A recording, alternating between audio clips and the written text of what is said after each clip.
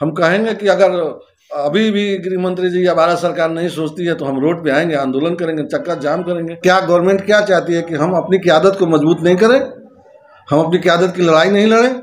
किस क़यादत की बात कर रहे हैं आप? मैं जो शोषित है, वंचित है, जो मुस्लिम है, ये वही लोग है जो आपके देश के जो छवि को, भाईचारे को खत्म करना चाह रहे हैं, जो असामाजिक तत्व भी कह सकते हैं आप। हम ये पूछना चाहते हैं भारत सरकार के गृह मंत्री अमित शाह से कि उनकी पुलिस क्या कर रही थी जिस एरिया में हॉर्न बजाने की इजाज़त नहीं। आज के इस प्रेस कॉन्फ्रेंस का मुख्य उद्देश्य क्या है आप लोगों का?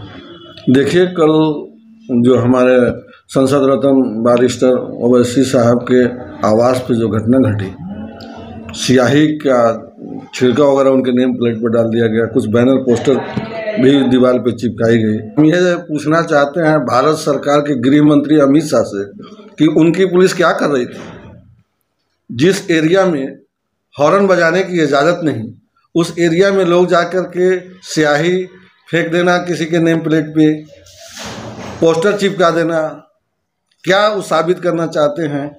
मतलब इससे पहले भी उनके साथ इस तरह की घटना, उनके गाड़ियों पर गोलियां चली थी। बिल्कुल, उत्तर प्रदेश में चली थी, वो आप लोगों ने कवर भी किया होगा, देखा भी होगा कि उनके ऊपर गोली चली गई। मतलब क्या गवर्नमेंट क्या चाहती है कि हम अपनी क़यादत को मजबूत नहीं करें, हम अपनी क़यादत की लड़ाई नहीं लड़ें?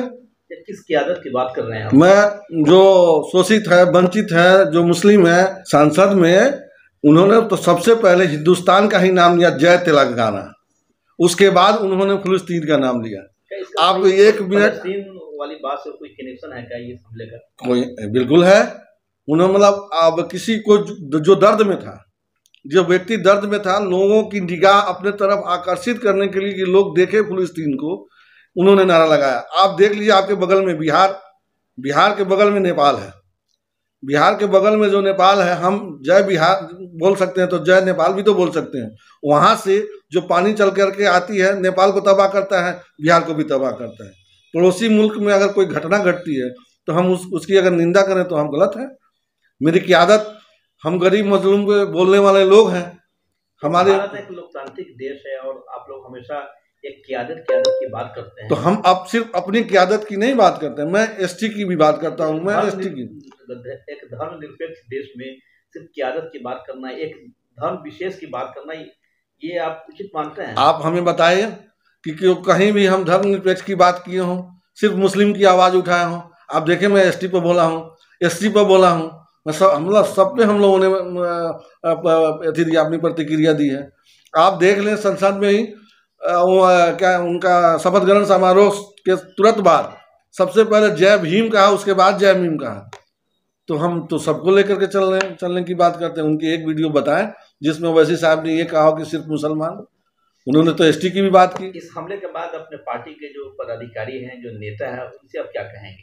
हम कहेंगे कि अगर अभी भी गृह मंत्री जी या भारत सरकार नहीं सोचती है तो हम रोड पे आएंगे, आंदोलन करेंगे, चक्का जाम करेंगे। आगामी विधानसभा चुनाव में भी लड़ेंगे मजबूती के साथ? बिल्कुल मजबूती के साथ लड़ेंगे। 100 से ज़्यादा सीटों पर चुनाव लड़ेंगे। चंपारण में क्या असर दिखेगा? चंपारण में 12 पे 12 लड़ेंगे। 12 पे 12 लड़ेंगे? बिल्कुल लड़ेंगे जी, बिल्कुल लड़ेंगे।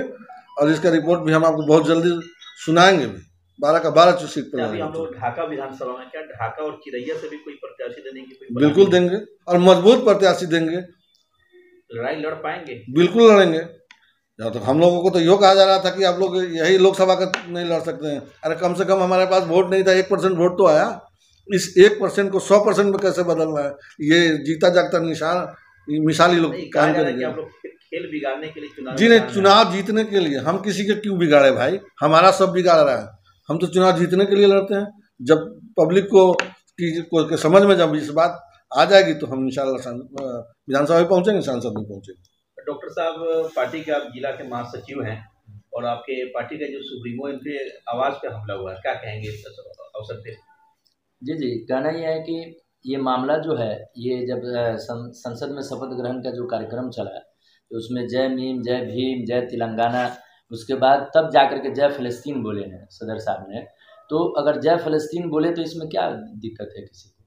अगर कोई दिक्कत है तो आप एक जो तरीका होता है विरोध करने का, उस तरीके पे कीजिए ना विरोध। कि आप किसी भी कोई भी लोग उठ करके 8-10 लोग जाता है और उनकी आवाज़ के बाहर नारा लगाता है, जैसे हम क्या क्या का नारा लगाया, फिर टैग चिपका देता है, फिर से हमला करने वाले कौन लोग हो सकते हैं?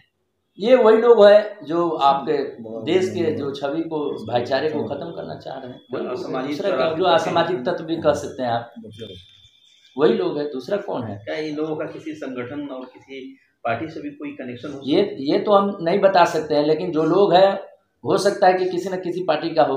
क्या मांग करेंगे देश के गृह मंत्री से आप लोग? गृह मंत्री से मांग ये है कि जब आप अगर एक देश के संसद रहते हैं, अवार्डेड सांसद के अगर आवास पर इस तरह का अगर घटना होता है तो ये बहुत ही निंदनीय और वो है, शर्मनाक है। इस पर आपको गौर करना चाहिए और इस पर जल्द से जल्द इस पर छानबीन करके इस पर कार्रवाई होनी चाहिए। जिस तरह से आपके नेता के द्वारा सदन के अंदर जय फलस्तीन का नारा लगाया गया, उसके बाद कई लोगों ने आपत्ति जाहिर की है। उनका कहना है कि एक संसद भवन में खड़े होकर के जय फलस्तीन कहना ये कहीं से उचित नहीं है। आप इसको कैसे मानते हैं?